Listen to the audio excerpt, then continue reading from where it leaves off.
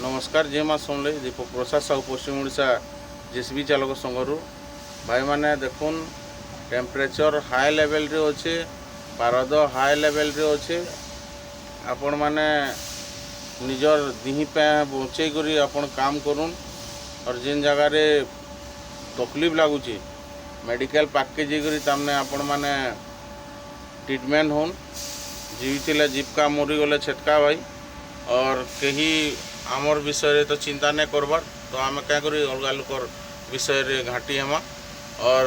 निजर दिही पे के बचे कर आपण मैंने काम करुन